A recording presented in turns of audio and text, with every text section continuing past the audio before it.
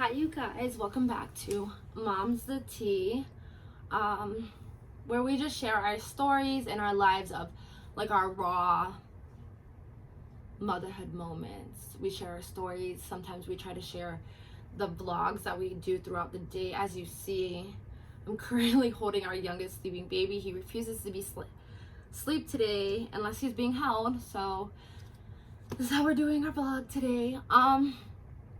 I just wanted to come on and just tell you guys like my birth story with Lily. Like, I just feel like it was a pretty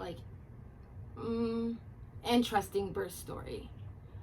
So when I was pregnant with Lily, I did have a few false alarms, which I'm sure that's normal. But towards the end of my pregnancy, I was probably a little bit, it was 2 days before my due date. They scheduled me for a cesarean because my daughter was inverted. And when she was inverted, so they immediately scheduled a C-section to get her out. So when we showed up to the hospital on October 1st, the doctor was late. I don't think the room was ready. We waited in the waiting room for quite some time. And then they finally called us back, like me and my husband, back into the room to get prepped for the cesarean. So they prepped me for the cesarean, hooked me up to the IV, did all that stuff, all that good stuff. The doctor finally came in, and he was like, I want to do an ultrasound before we practice the cesarean, just to see how he was gonna pull her out of me, like, when he cuts me open, how he was gonna take her out, because she was like inverted, so she was just like sideways, like her feet were here and her head was here, like it wasn't up and down or anything like that. So he was like, I just want to see. And when he did the ultrasound, Lily had completely flipped and her head was down. And let me tell you, I had already been at this hospital for like maybe 3 or 4 hours. I didn't eat anything. They told me not to eat anything past midnight, so I wasn't able to eat anything. I was only allowed to drink water, and I wasn't allowed to drink water past like a certain point. So I was hungry, I was hangry. I was like, somebody please just like give me some food, like at this point. So then he gave me 2 options. He was like, we can do the cesarean, but it's not going to be covered by your insurance, or you can, like, we can wait and see what happens, like you can go home. So I was like, fine, just send me home. So right across from the hospital I delivered is a barbecue place. So right after, I went and got barbecue food. I was starving. I had my whole family there. My husband's parents were there, my parents, like my son and his sister, and then my best friend, Lily's godmother, and my partner, Kim, was there. They were all there, waiting in the waiting room for this little girl to come out. And once again, for probably the 4th time, she did not come out. So they sent us home. All week I was figuring out like ways to like give birth. Someone had told me castor oil. I now know that castor oil is very dangerous. At the time I didn't know that, like, how dangerous it was. I guess like people say like they get really dehydrated, like, but it was something that I talked to my doctor about before I decided to do castor oil. They told me to drink at least a gallon of water before I did it, and then take the castor oil, and only take 1 tablespoon. So that's what I did. And then I also did like a lot of like yoga squats, like sitting in the butterfly position, stuff like that, to help kind of like drop her down and get the process moving.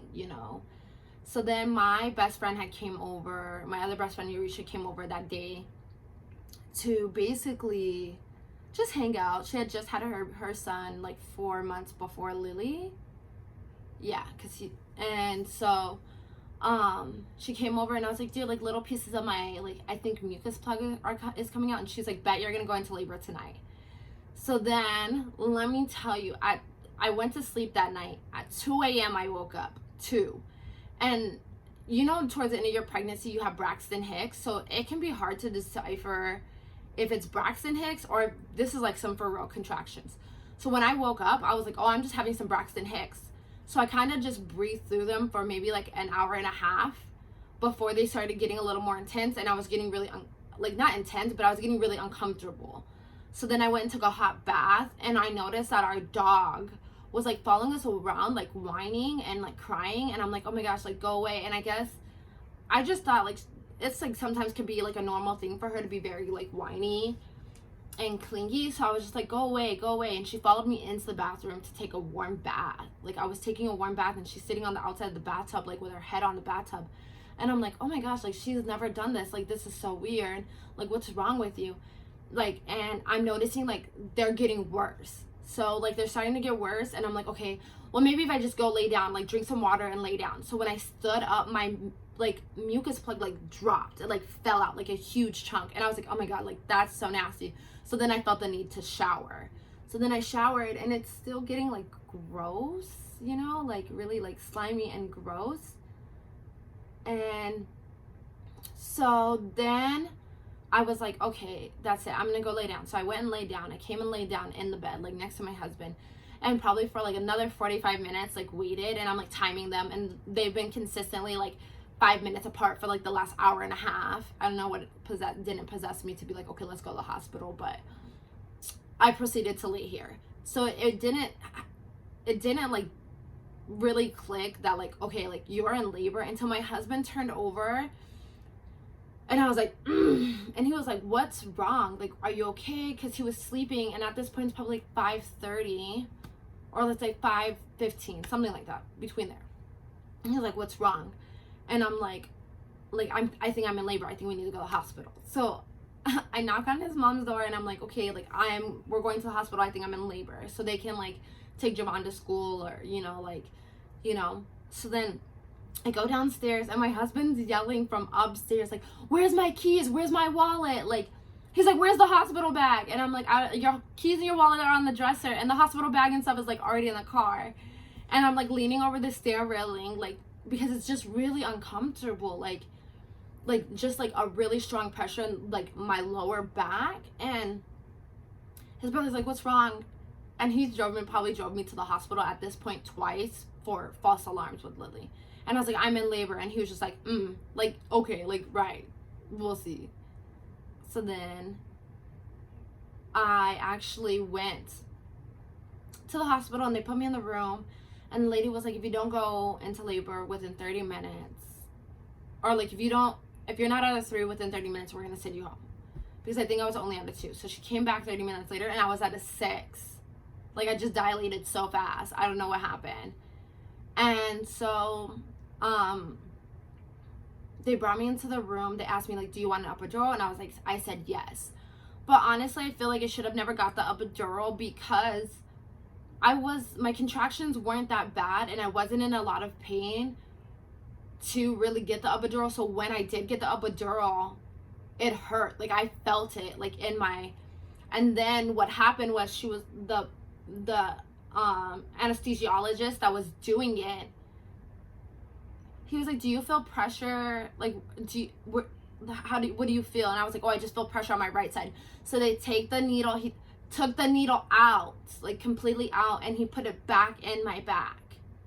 And then he was like, how do you feel now? And I was like, oh, it's, good. Like I feel pressure on both sides. So then they laid me down, and probably at 7 centimeters, like they came and they checked me, and they were like, your water cell hasn't broke. We're going to have to break it for you. But right when she took her fingers out, after checking me, my water broke. And then so she came back a little bit later and checked me, and I was at a 9. And I went to push, and I started pushing, but Lily's head wasn't low enough for me to like push her out yet. So they sat me up in the butterfly position. But before this had happened, I was already having like shaking from the epidural. They told me it's normal. It's a side effect from the epidural. So I was already a little shaken up. So they sat me up in the butterfly position. This whole time I had not been crying from like my contractions before the epidural, or even getting the epidural during the shaking. I didn't cry. But for some reason, when they sat me up and sat me in the butterfly position, it was so uncomfortable. I literally started crying, not because I was in pain, but because I was uncomfortable. Like, it didn't hurt. I just don't like being uncomfortable. It makes me irritated, and like at the time, I guess, really emotional. So they sat me up. So hopefully in the butterfly position, sitting up, it would push her head down. So I guess it worked. It finally worked. I pushed her out in less than 10 minutes, and Liliana May Usam was born, a beautiful baby girl at 7 pounds, 19 inches long. And let me tell you, motherhood with her is like a whole new experience. She gives me a run for my money every day, but like I wouldn't change her for the world. And like, don't ever let people